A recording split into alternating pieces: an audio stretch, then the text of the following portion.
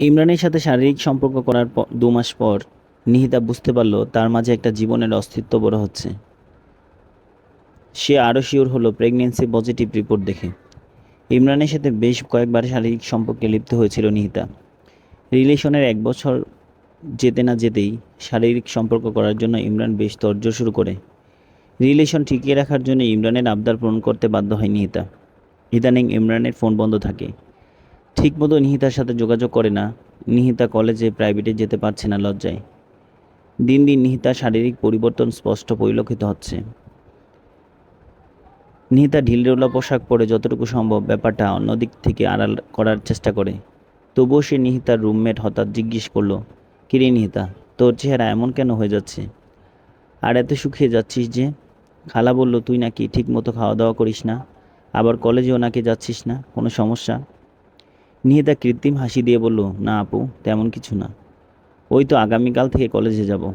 পড়াশোনার সুবাদে মেসে থাকে নিহিতা, ফ্যামিলি থেকে দূরে। ফ্যামিলির সাথে থাকলে হয়তো সবাই এতদিন সব কিছু জেনে যেত। ফ্যামিলির নজর থেকে বাঁচলেও রুমমেটদের নজর এড়িয়ে যেতে পারছে না। রাতে নিহিতা ইমরানকে কল দেয়। রিং হচ্ছে, ইমরান ফোন রিসিভ করছে না। বেশ কয়েকবার কল দেওয়ার পরে ইমরান কলটা রিসিভ করলো। নিহিতা কেঁদে দিয়ে বলল, তুমি আমার সাথে এমন করছো কেন? আমি কী দোষ করেছি? ইমরান বিরক্ত গলায় বলল, দেখো নিহিতা, এমন বাচ্চাদের মতো ন্যাকামি কান্না একদম পছন্দ না আমার। কান্না থামাও, নয়তো ফোন রাখলাম।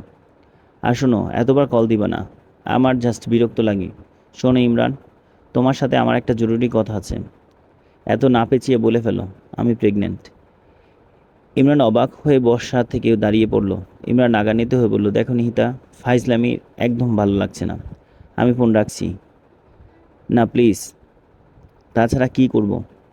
তোমার এই বকবকানি শুনবো বসে বসে? ইমরান, আমি সিরিয়াসলি বলছি। ইমরান শান্ত হয়ে বলল, আচ্ছা, আগামীকাল কলেজ গেটে দেখা হবে, তখন সব কথা হবে। নিহিতা ফোনটা পাশে রেখে বিছানায় মুখ গুজে কাঁদতে শুরু করলো। তারপর দৌড়ে ওয়াশরুমে গেল, কারণ ওয়াশরুমটা তার যখন তখন চলে আসতে পারে। আর কান্না করা দেখলে তো হাজারো প্রশ্নের উত্তর দিতে হবে। তার চেয়ে বরং ওয়াশরুমে নিজের আবেগটা চোখের পানির মাধ্যমে গড়ায়। আমার কষ্টের কারণ হলো অন্যের মাধ্যমে পাই, কিন্তু কষ্টগুলো আমার নিজেরা তৈরি করি। কোনো কষ্টের মুহূর্ত আমরা চাইলেই কষ্টের বাইরে থাকতে পারি না, কিন্তু না, ছোট ছোট কষ্টগুলো আমরা বড় করে ফেলি। কষ্টগুলোকে খুব ভাবি। আমরা আসলে কষ্টের মাঝে থাকতে পছন্দ করি। নিহিতা ওয়াশরুম থেকে এসে দেখলো রুমমেটরা সবাই রুমে হাজির। একজন বলল, কিরে, এত সময় ওয়াশরুমে কি করেছিলে? তোর ফোনটা বেশ কয়েকবার রিং হয়ে কেটে গেছে। নিহিতা দৌড়ে ফোনটা হাতে নিয়ে দেখলো মা ফোন করেছে। নিহিতা ভেবেছিল ইমরান কল দিবে, আশাহত হয়ে মাকে কল দিল। কিরে, কেমন আছিস? কল দিচ্ছিস না, ধরছিস না ফোন? মা, একটু ব্যস্ত ছিলাম, বুঝতে পারিনি। আচ্ছা ঠিক আছে, শোন, তুই যত তাড়াতাড়ি পারিস বাড়িতে চলে আয়। তোর বড় বোনের বিয়ে ঠিক হয়েছে। নিহিতা চমকে উঠল। এই অবস্থায় কোনো মতেই বাড়িতে যাওয়া যাবে না, তাহলে এক কেলেঙ্কারি কাণ্ড হয়ে যাবে। কিরে, কথা বলছিস না কেন? মা, আমার তো পরীক্ষা চলছে, এখন বাড়ি যাওয়া সম্ভব না। আপুর বিয়ে কবে? সামনের মাসের শেষের দিকে। আমি তাহলে বিয়ের কয়েকদিন আগে আসব। আচ্ছা, সাবধানে থাকিস।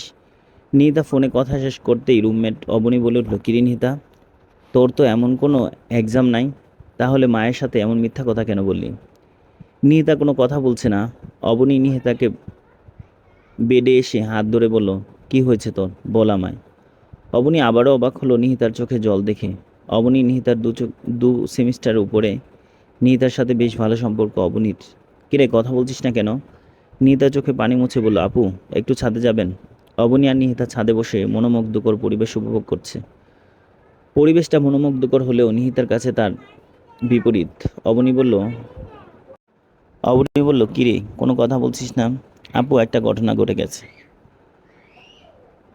আরে না বলে বুঝবো কিভাবে, বা সলভই করবো কিভাবে? আপু, আমি প্রেগনেন্ট। নিহিতার মুখ এই কথাটা শুনে অবনী অবাকের চেয়েও এক ধাপ উপরে পৌঁছালো। অবনী অবাক হয়ে বলল, কি বলছিস এসব? কিভাবে সম্ভব? আপনাকে ইমরানের কথা বলেছিলাম না? শারীরিক সম্পর্ক করার জন্য বেশ কয়েকদিন ফোর্স করেছিল। এক পর্যায়ে রিলেশন ব্রেকআপ করতে চাইছিল, কিন্তু আমি তো ওকে খুব ভালোবাসি, তাই রিলেশন কন্টিনিউ করতে। নিহিতা হু হু করে কেঁদে দিল। আর কিছু বলতে পারছে না। অবনী বলল, ইমরান জানে তোর এই অবস্থার কথা? নিহিতা মাথা দুলিয়ে বুঝল, হ্যাঁ। ইমরান কি বলল? ও আগামীকাল দেখা করতে বলছে। আর আমি জানি ও আমাদের রিলেশনের ব্যাপারে এত সিরিয়াস না। বিষয়টি নিয়ে পরে বুঝতে পারলাম। ইমরান ইদানিং আমার সাথে তেমন যোগাযোগ করে না। আপু, আমি এখন কি করব বুঝতে পারছি না। আমার মনে হচ্ছে আমি পাগল হয়ে যাচ্ছি। নিহিতা অবনীকে জড়িয়ে ধরে আবারও কেঁদে দিল। অবনী বলল, দেখ, একদম কাঁদবি না। আমি আছি তোর পাশে, সব ঠিক হয়ে যাবে। পরের দিন নিহিতা ইমরানের জন্য অপেক্ষা করছে। প্রায় ঘন্টাখানেক দেরি করে ইমরান আসলো।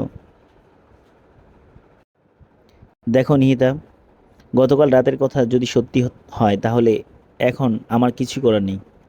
ভুল দুজনেরই। নিহিতা বলল, তাহলে চলো বিয়ে করে ফেলি। হোয়াট? এখন বিয়ে করে তোমাকে খাওয়াবো কি? আমার আর বাসা থেকে কখনোই এটা মেনে নিবে না। সবচেয়ে বড় কথা হচ্ছে, সামনে আমার পুরো লাইফ পড়ে আছে। এখন বিয়ে করে আমি ভবিষ্যৎ নষ্ট করতে পারবো না। তবে তুমি কি বলছো? তুমি তো আমাকে ভালোবাসো। আমার মাঝে যে তোমার অস্তিত্ব বড় হচ্ছে, সেটার কি কোনো ফিলিংস নেই তোমার কাছে? এসব আবেগিক কথা বাদ দাও। অ্যাবর্শন করে নাও। যা খরচ হয় আমি দিব। ইমরান, প্লিজ আমাকে বুঝতে চেষ্টা করো। এখন যদি তোমাকে আমার পাশে না পাই তাহলে আমি সত্যি অসহায় হয়ে যাব। আচ্ছা, আপাতত মেসে যাও। আমি পরে বিষয়টা ভেবে বলবো। আর আমি নিজেই ডাক্তারের সাথে কথা বলবো। দুপুরে নিহিতা মেসে ফিরে অবনীকে জড়িয়ে ধরে কাঁদছে। কোনো কথা বলছে না। কেউ বলছে নিহিতাকে ভূতে ধরেছে, জিনে বর করেছে, ইত্যাদি ইত্যাদি। কিন্তু অবনী বুঝতে পারছে যে ইমরানের সাথে ওর খারাপ কিছু হয়েছে, যার কারণে নিহিতা সেটা মেনে নিতে পারছিল না। রুম থেকে সবাই চলে গেছে। অবনী বলল, কি হয়েছে বলবি তো? ইমরান কি বলেছে? নিহিতা চোখ মুছতে মুছতে বলল, ও আসলে আমাকে ভালোবাসে না আপু। ও অ্যাবর্শন করাতে যাচ্ছে। শোন, ভুল যেহেতু করেছিস, এখন আর একটা ছাড়া উপায় নেই। নিহিতা, ইমরানের ছবি আছে তোর কাছে? হ্যাঁ, কিন্তু কেন? দেখি, বের কর। ছেলেটাকে দেখব। নিহিতার হাত থেকে ফোনটা নিয়ে স্ক্রিনে তাকাতেই অবনীর দুবার হার্ট মিস হওয়ার উপক্রম হলো, খুব পরিচিত মুখটা দেখে। ওটা কিভাবে সম্ভব? না, এটা কিছুতেই হতে পারে না।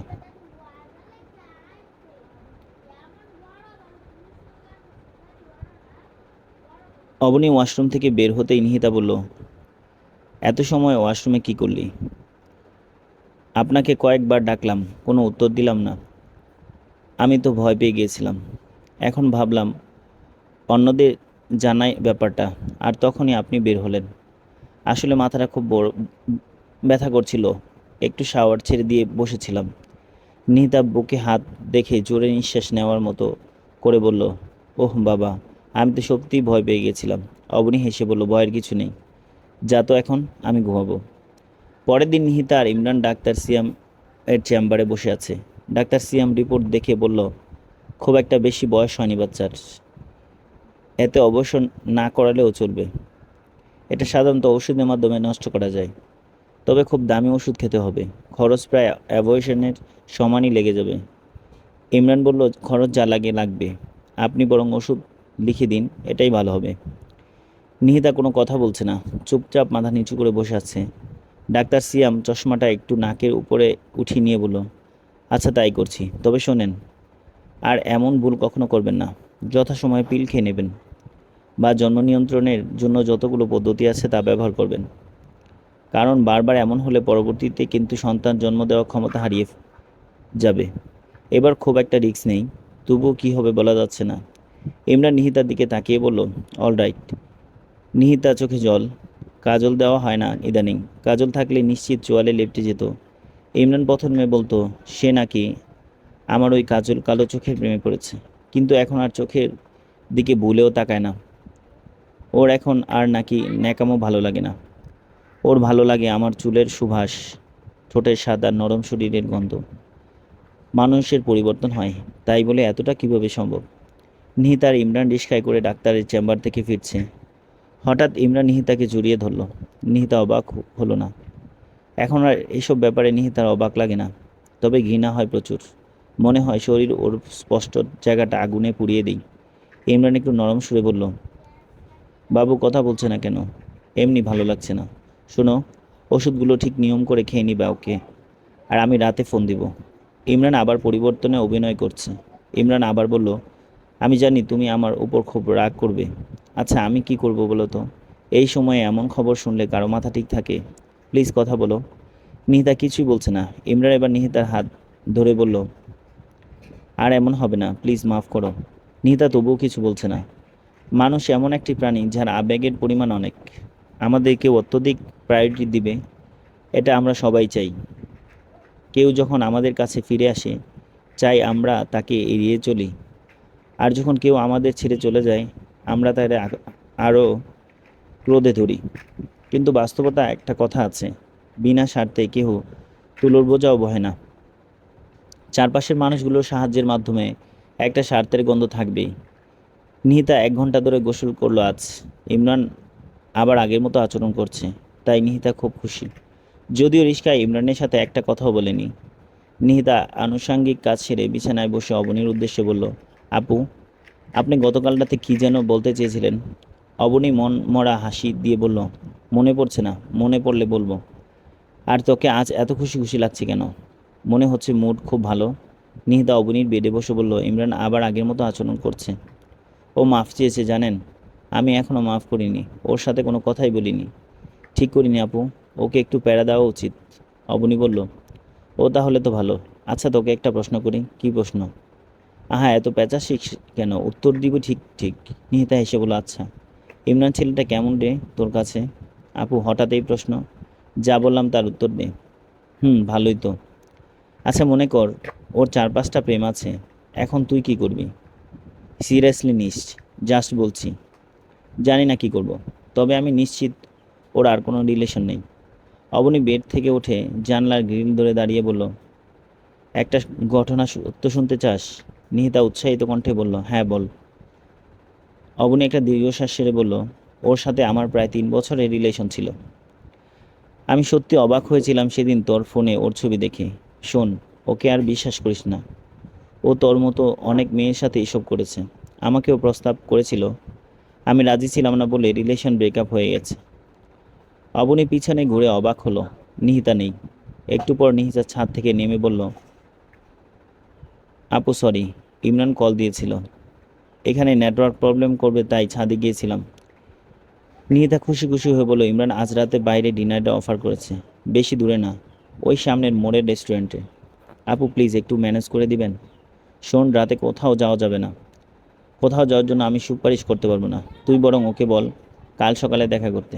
নিহিতা মন খারাপ করে বসে রইল। আচ্ছা, অবনী বলল, তোকে তখন যা বললাম শুনেছিস? নিহিতা মাথা চুলকিয়ে বলল, একটা সত্য ঘটনা শুনতে চাস?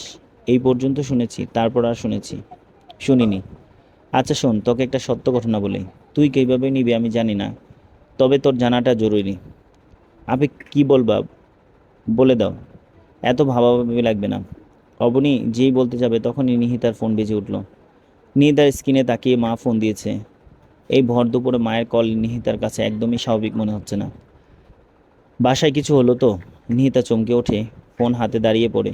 ফোন কানে নিতেই মায়ের কণ্ঠ ভেসে আছে। মায়ের কথা শুনে নিহিতার চোখ বড় বড় হয়ে যায়। নিহিতা মনে হয় শরীরের সকল শক্তি লোভে পড়েছে। নিহিতা চারদিকে অন্ধকার দেখছে। নিহিতার হাত থেকে ফোনটা পড়ে কয়েক খণ্ডে পরিণত হয়। নিহিতা দপ করে বিছানায় বসে পড়ে। তোকে প্রতি মাসে টাকা পাঠাই পড়াশোনা করার জন্য, না ফষ্টি নষ্টি করার জন্য? তুই একবারও আমাদের সম্মানের কথা চিন্তা করলি না? ছি ছি, তুই এত নিচে নামতে পারলি? তোকে আমার মেয়ে বলে পরিচয় দিতে লজ্জা হচ্ছে। মা আমার কথা শোনো। এরপরও কিছু বলার আছে তোর? কি বলবি? তুই জানিস তোর এই কুকামের জন্য এলাকায় আমরা মুখ দেখাতে পারছি না। সবাই আমাদের দিকে কেমন রহস্য চোখে তাকাচ্ছে। তুই কি করে পারলি এটা? মা শোনো। হ্যালো মা। নিহিতার মা ফোন কেটে দেয়। নিহিতা মন খারাপ করে বসে থাকে। গভীর রাতে নিঃশব্দে কাঁদে। ওর কান্না দেখে কেউ আর আগের মতো আসে না। কান্নার মাঝে কষ্ট কমে, তাই নিহিতা নিয়ম করে কান্না করে। কষ্ট কমাতে চায় নিহিতা। নিহিতা বাড়ি থেকে ফোন করলে কেউ রিসিভ করে না। নিহিতার সাথে এক প্রকার যোগাযোগ অফ বাড়ির সাথে। নিহিতা মাঝে মাঝে মরে যেতে ইচ্ছা হয়। এই পৃথিবীর প্রতিটি বস্তু অসহ্য লাগে নিহিতার কাছে। অবনী নিহিতাকে খুব সাবধানে সামলে রেখেছে। নিহিতার এই অসময়ে অবনীর সাহায্যের পরিমাণ অনেক। নিহিতার মেসের ভাড়া, কলেজ ফি, সকল খরচ অবনীই বহন করে। নিহিতা বেশ কয়েকদিন পর প্রেগন্যান্সি টেস্ট করে দেখল রেজাল্ট পরিবর্তন। নিহিতার বুকের মাঝখানে দীর্ঘশ্বাস, চোখে জল। জলটা দুঃখের না সুখের নিহিতা বুঝতে পারছে না। রাতে নিহিতা কয়েকবার ইমরানকে কল দিল। ইমরান রিসিভ করলো না। ইদানিং ইমরানের সাথে যোগাযোগও হচ্ছে না তেমন। বাড়িতে তো কথাই হয় না, কেউ কথা বলতে চায় না। অবনীর নাম্বার দিয়ে একদিন কল দিয়েছিল নিহিতা। নিহিতার কোনো কথা বলেনি, শুধু মায়ের কণ্ঠটা শুনেছে। মায়ের সাথে কথা বলতে ইচ্ছে হচ্ছিল না খুব, কিন্তু সম্ভব হয়নি। মা কয়েকবার হ্যালো হ্যালো বলে ফোন কেটে দেয়। কী রে, কী ভাবছিস? অবনীর কথায় নিহিতার গোর কাটে। নিহিতা একটু নড়েচড়ে বসে বলে, কিছু না আপু, ইমরানের সাথে এখন সব ঠিক তো? নিহিতা একটু ম্লান হাসি বলে, তারপর বলে, কিছুই ঠিক নেই, সব উলটপালট হয়ে গেছে। জীবনের মানেগুলো আর খুঁজে পাই না। বাড়ি থেকে কেউ যোগাযোগ করে না। আপু, আমি সত্যিই কী করব বুঝতে পারছি না। শোন নিহিতা, এত চিন্তা করার কাজ নেই। যেটা হওয়ার তা তো হয়েই গেছে। এখন নিজে শক্ত হতে হবে, তারপর বাকি পথ চলতে হবে, নয়তো তুই এগোতে পারবি না। আর এখন তোকে সাফল্যের কাছে যেতেই হবে। আর বাড়িতে সবাই রাগ করে আছে, দেখবি আর কিছু দিন পর ঠিক তোর সাথে যোগাযোগ করবে। আপন মানুষ কখনো রাগ করে থাকতে পারে না। আপন মানুষের রাগ সাময়িক, এতে ভেঙে পড়তে নেই। নিহিতার চোখ বেয়ে জল গড়িয়ে পড়ল। অবনী নিহিতার চোখের জল মুছে দেয়। তখনই নিহিতার ফোন বেজে ওঠে। ইমরান কল করেছে। হ্যালো নিহিতা, আমি একটু ব্যস্ত ছিলাম, দুঃখিত। কেমন আছো? নিহিতা কান্না থামিয়ে বলে, বাড়িতে যোগাযোগ নেই, তাই মন খারাপ। এভাবে বলছো কেন? কোনো সমস্যা? কোনো সমস্যা হলে বলো আমাকে, মন খারাপ করো না। না, কোনো সমস্যা না। ইমরান একটু দম নিয়ে বলল, জানি কোনো সমস্যা নাই, বরং আমি নিজেই তোমার জীবনে একটা সমস্যা। না, আমি তোমাকে কোনো দোষ দেই না, এটা আমার ভাগ্যে বলে মনে করি। নিহিতা ফোনে স্পিকার অফ করে কথা বলছে। সেই ধরনের অবনী সব শুনতে পারছে। ইমরান বলল, দেখো, যা হয়েছে এটা নিয়ে আর ভাবাবে নেই। আবার নতুন করে শুরু করি সব কিছু। নতুন আর পুরাতনের কোনো বিষণ্ণতা নেই, কারণ আমাদের তো কোনো নতুনত্বের ছাপ নেই। আমরা যা ছিলাম তাই আছি, সেটাই থেকে যাব। আচ্ছা বাদ দাও, তোমার শরীর এখন তো ঠিক, তাই না? হ্যাঁ, মোটামুটি। ওই যে আমার আরাফাত নামের একটা ফ্রেন্ড আছে, ওকে তো চিনো? হ্যাঁ, চিনি। ইমরান একটু নরম কণ্ঠে বলল, আগামীকাল ওর বার্থডে। নিহিতা বলল, তো আমি কি করব? আমাকে ইনভাইট করেছে, তুমি আমার সাথে যাবে? সবার গার্লফ্রেন্ড যাবে সেখানে। আর তাই। চুপ করো ইমরান, এসব কথা আর শুনতে ভালো লাগে না। অবনী ইমরানের কথা শুনে অবাক হলো। মানুষের রুচি কতটাই খারাপ হতে পারে, কতটা নিচু মনের হলে মানুষ এমন মিসবিহেভ করতে পারে। অবনী নিহিতার কানের কাছে মুখ নিয়ে বলল, ওকে বল, তুই সর্বোচ্চ ওর সাথে আগামীকাল দেখা করতে পারবি, এর থেকে বেশি না। নিহিতা ইমরানকে আগামীকাল দেখা করার জন্য বলল। ইমরান রাজি হলো দেখা করতে। ইমরান ভাবলো, দেখা হলে যদি একটু বুঝিয়ে রাজি করানো যায় পার্টিতে যাওয়ার জন্য, তাহলে বেশ ভালোই হবে। নিহিতা অবনীর কথা অনুযায়ী ইমরানকে আগামীকাল দেখা করতে বলল ঠিকই, কিন্তু ওর মাথায় এখনও ঠিক কিছুই যাচ্ছে না। ইমরানের সাথে নিহিতার শেষ কথা হলো, অবনী বলল, আগামীকাল একটা মজার ঘটনা দেখব তোকে। তোর জন্য মজা হবেই কি জানি না, তবে আমার জন্য মজাদার। নিহিতে আবারও কিছু বুঝলো না, বলল, আপু বুঝলাম না। তোরও বোঝা লাগবে না। আর হ্যাঁ, তোর বোনের বিয়ে কবে যে, জানিস নাকি? সঠিক জানি না, তবে সামনের মাসে হওয়ার কথা ছিল। নিহিতা একটু হিসেব করে বলল, সম্ভবত 1 মাস আছে। অবনী হেসে বলল, এখন ঘুমিয়ে পড়। পরের দিন অবনী আর নিহিতা বের হয়েছে ইমরানের সাথে দেখা করার জন্য। নিহিতা এখনও গোড়ের মধ্যে আছে, অবনী ওর সাথে তাই যাচ্ছে। রেস্টুরেন্টের দরজা দিয়ে ঢুকেই অবনী দেখল ইমরানের কর্নারে একটি টেবিলে বসে আছে।